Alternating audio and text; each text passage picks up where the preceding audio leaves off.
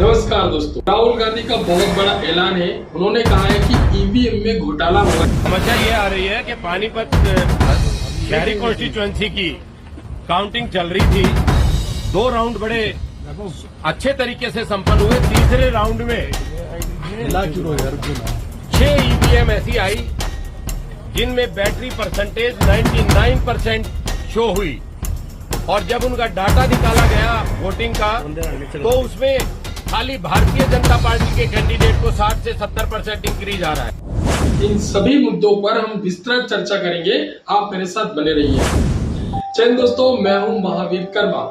आज हम बात करने वाले हैं हरियाणा और जम्मू कश्मीर के चुनावों में हो रही ईवीएम धांधली पर, क्योंकि राहुल गांधी ने खुद ऐलान किया है कि इस प्रकार की जो धांधली हुई है, इसलिए ईवीएम का राज समाप्त करना होगा। अब दोस्तों, इसी पर बात आगे बढ़ी और कांग्रेस ने ऐलान कर दिया कि हम इन सभी सबूतों को ले जाएंगे और चुनाव आयोग के पास रिपोर्ट करेंगे। जिन मशीनों की बैटरीज 99% थी, उन मशीनों में नतीजा एक आया, हमें हराने वाला नतीजा आया। और जो मशीनें नहीं, जिनको छेड़ा गया, जिनकी बैटरी 60-70% जो स्वाभाविक या होनी चाहिए थी, उसमें हम जीत रहे हैं हमारे कैंडिडेट। तो हम ये सारी शिकायतें इकट्ठी कर रहे हैं। हमारे कैंडिडेट्स ने वहाँ रिटर्निंग ऑफिसर्स को शिकायतें दी हैं और दे रहे हैं अभी। लेकिन आने वाले कुछ दिनों में ये सारी शिकायतें लेकर हम चुनाव आयोग में जल्दी ही जाएंगे और अपनी शिकायत वहां दर्ज करेंगे। इस तरह का नतीजा कहीं भी धरातल पे नहीं दिख रहा। आप लोग भी गए, हम लोग भी गए, सब घूम रहे थे। कोई ये नहीं मान सकता कि हरियाणा में इस तरह का अप्रत्याशित नतीजा आएगा। हम सब अचंभित हैं। ये अगर एक लाइन में इसको कहा जाए तो ये तंत्र की जीत है और लोकतंत्र की। क्योंकि यहाँ पर खास बात ये निकल के आ रही है कि जो ईवीएम की बैटरी लगभग 60 या 65% थी, उसमें एग्जैक्ट या फिर कहें तो अच्छे जो रुझान आ रहे थे कांग्रेस के लिए, परंतु कुछ ऐसी भी ईवीएम मशीनें मिली जिनमें 90% ईवीएम मशीनें चार्ज थी।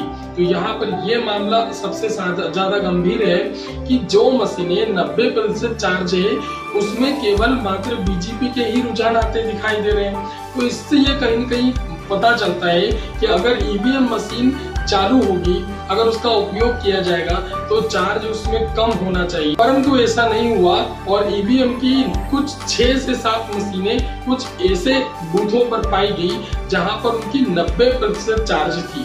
तो इस प्रकार की जो चीजें सामने आई, इस प्रकार के जो सबूत सामने आए, उससे स्पष्ट साबित होता है कि कहीं न कहीं ईवीएम में कुछ न कुछ खराबी है या ईवीएम को बदला गया है। इसी को लेकर के राहुल गांधी ने बड़ा ऐलान कर दिया है। तो इस पर अब कांग्रेस सरकार चुप नहीं है दोस्तों। इस पर अब कांग्रेस पार्टी चुप नहीं बैठेगी।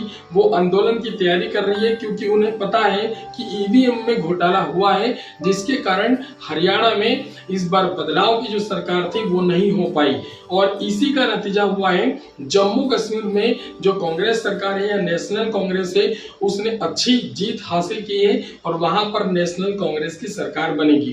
परंतु हरियाणा में खुद बीजेपी को भी यह भरोसा नहीं था कि उनकी सरकार बनने वाली है, परंतु तीसरी बार बीजेपी की सरकार हरियाणा में बनी। चलिए दोस्तों, इसके बाद जो भी आगे होने वाला है उस पर मैं आपको रिपोर्ट देता रहूंगा। जय हिंद दोस्तों।